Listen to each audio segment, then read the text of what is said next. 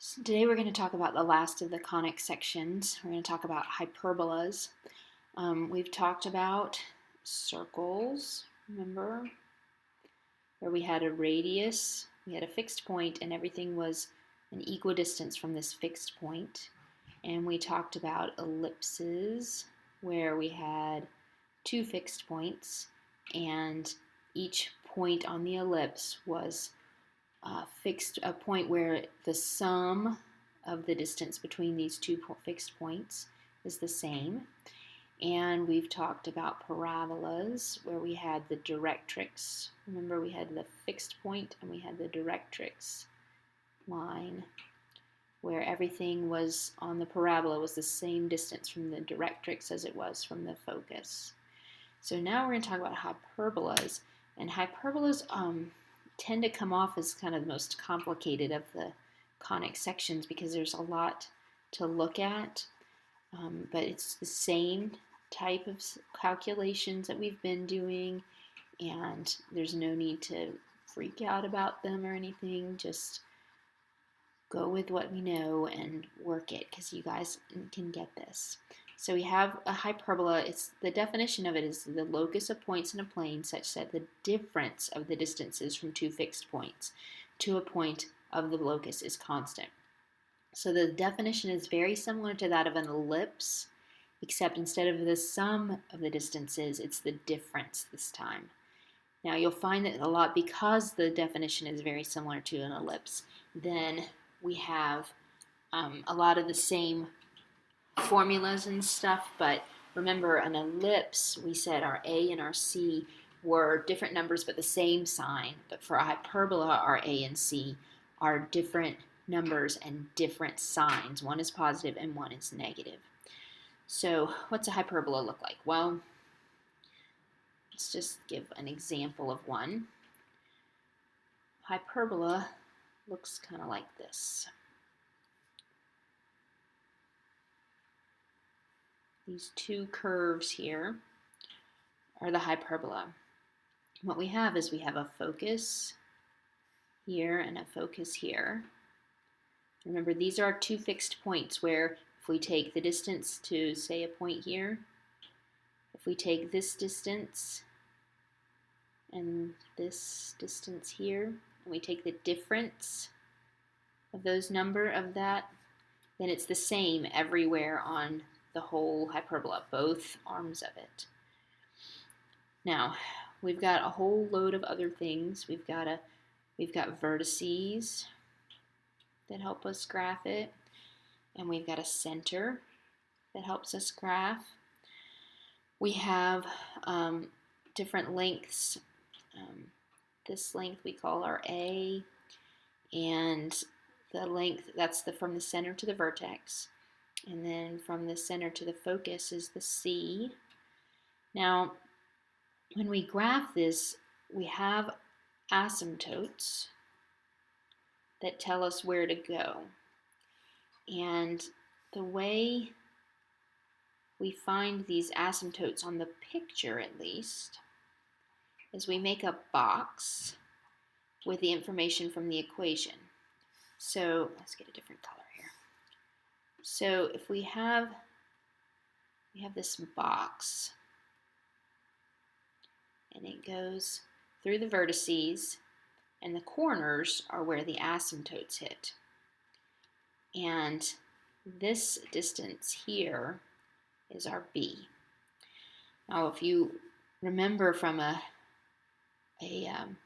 ellipse, we had our x minus h squared over a squared, and for an ellipse we had plus, but for hyperbola we'll have minus y minus k squared over b squared equals 1. So the formula is very similar, but instead of the plus for an ellipse, we have a minus for hyperbola.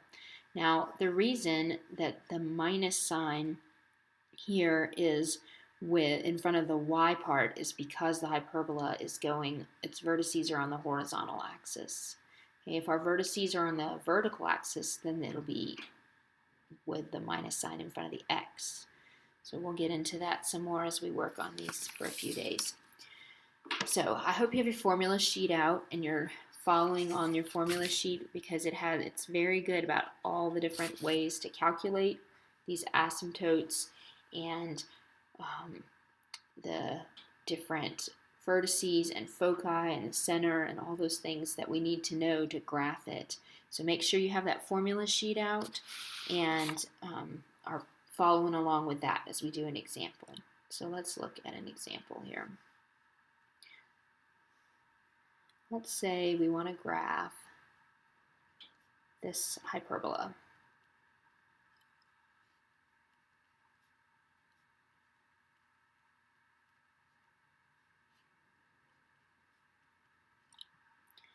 Okay, this is the working form. It's already completed the square and all those kind of things that we have to do to get into the working form. Remember, we have to have it equal to 1, just like an ellipse, so that we can pull out all the information we need. Because x is positive, that tells us that the horizontal axis is what's called the transverse axis. That's where the vertices are. If we look under this, our A is always under the transverse axis one, under the positive one. So in this case, we have A is, look on your formula sheet, this is A squared, so that means that A is 4. And B is always the one under the one with the minus sign, which is the conjugate axis, is what that's called. And your book has a really good picture of all those labels and definitions and things. We know that B is the square root of the number under the conjugate axis. C is the square root of A squared plus B squared. So in this case, that's the square root of 4 squared plus 4 squared. So we get that. We have the square root of 16 plus 16, which is, we simplified to 4 on the square root of 2. And then we have x minus h, so h is 2, and y minus k, and so k is 4. The h always goes with the x, and the k always goes with a y, no matter which one's positive or negative. So this tells us that the center of the hyperbola is at 2, 4. We know our vertices, use your formula sheet there. Our vertices, because x is positive, we're on the transverse axis, so we start with our h, and we add and subtract off our a, and then k, so that gives us 2 vertices at 6, 4, and at negative 2, 4. And our foci are 2 plus and minus the c. We'll just leave it like this since it's going to be a decimal. And then our asymptotes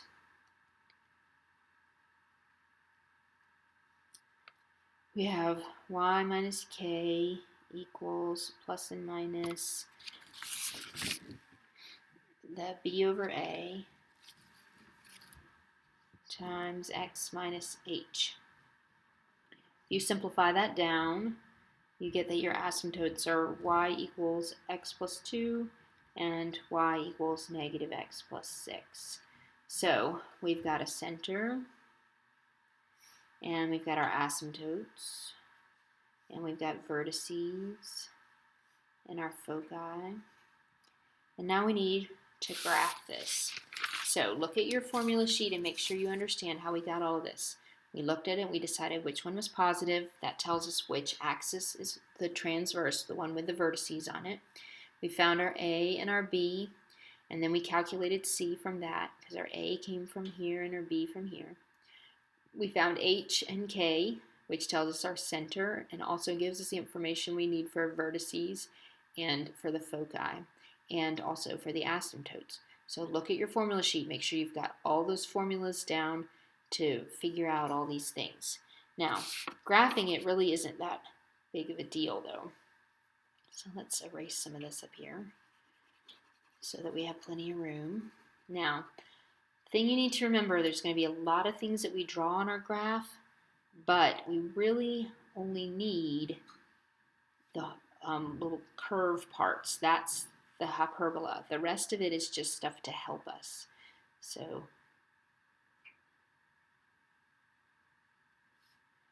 Let's get us a graph here.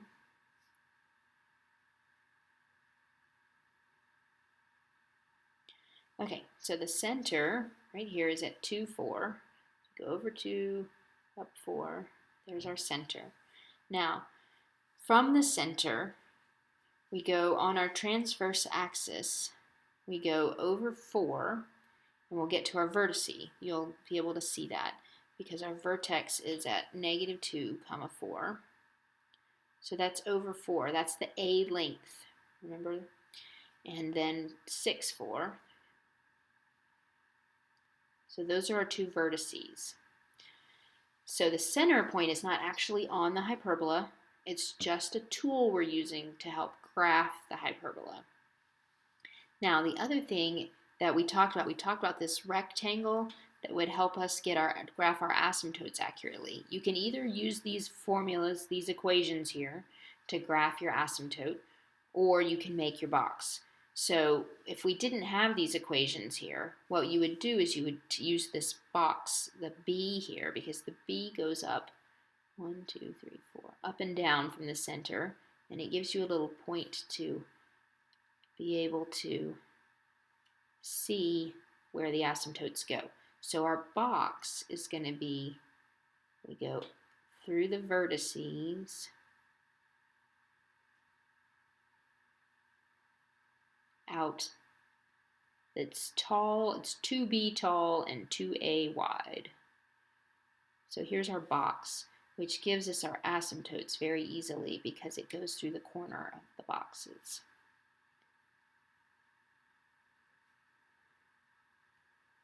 Now if we do it right, and you have a nice even graph, then you should be able to look at this, x plus 2. So we crossed at 2, up 1 over 1. This is the line, x plus 2. And negative x plus 6. We cross at 6, down 1 over 1, and that's our negative x plus 6. So there's our asymptotes. Now, is any of this stuff the hyperbola? No, only the vertice points are so far. The actual hyperbola, though, can easily be drawn now because we started our vertice, and we go running along the asymptotes, because they don't cross these asymptotes. And we have our hyperbola. So this blue part here is the hyperbola. Just the blue part. But all those black lines and dots and things are they're tools to help us graph this hyperbola. So just these curved parts are the hyperbola, but the rest of it we need to be able to find the hyperbola. All right, let's try one more. What happens if we're not given it in working form? Well, we worked with this before. Just like with the other equations, we have to complete the square and all that kind of stuff. So we have 9x squared plus 54x, and then minus 4y squared minus 8y equals negative 41. So we kind of rearrange and then factor.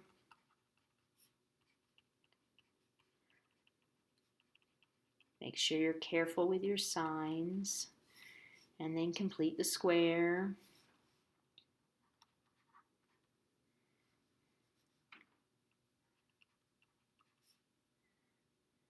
Oh, oops. Plus 1, and then minus 4. So then we have 9 times x plus 3 squared minus 4 times y plus 1 squared equals 36. Now remember, it's got to be equal to 1, so we divide it all by 36, and we end up with x plus 3 squared over 4 minus y plus 1 squared over 9 equals 1. So if you look at your A and your C, you can tell from the beginning it's going to be a hyperbola because they're opposite signs and different numbers. But then when you look here, it's confirmed for you because you've got this minus sign here. So which axis is the transverse axis? Well, this one's the positive one, so that means x is a transverse. So we've got x is transverse, which means that a is underneath here. So we have a is 2 and b is 3 because b is under the conjugate axis 1. And then remember c squared equals a squared plus b squared, so you calculate that out and you have c is the square root of 13. We know our h, we've got x minus h, so h is negative 3. Be careful with those signs. And our k is y minus k, so it's negative 1. Now, the other number that we didn't talk about yet, that eccentricity. Remember, eccentricity is c over a, and that tells us how different it is from a circle.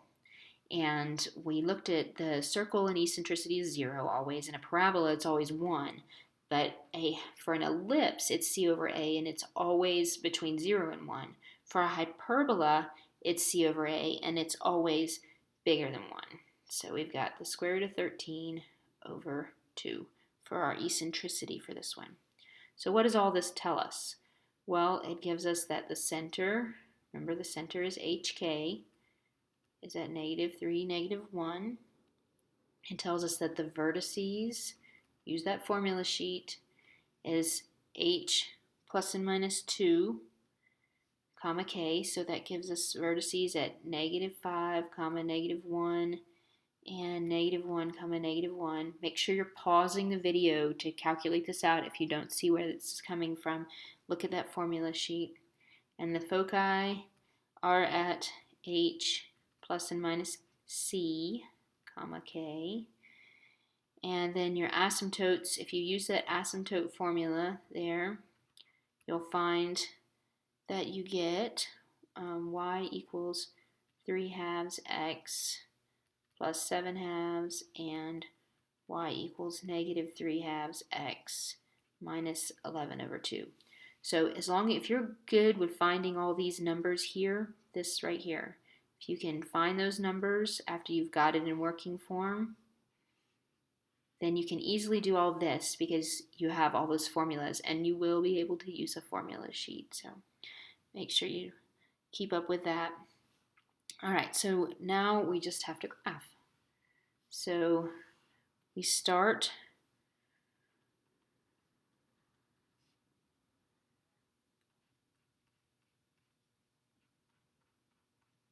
so our center is at negative 3, negative 1. And then our A means we go 2 either side. And our B means we go 3 either side.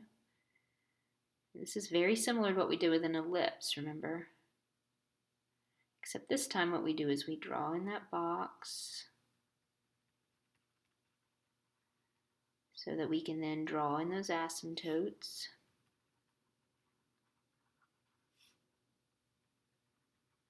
And if you have graph paper, of course, it works a little better. And then we have everything we need to do our hyperbola.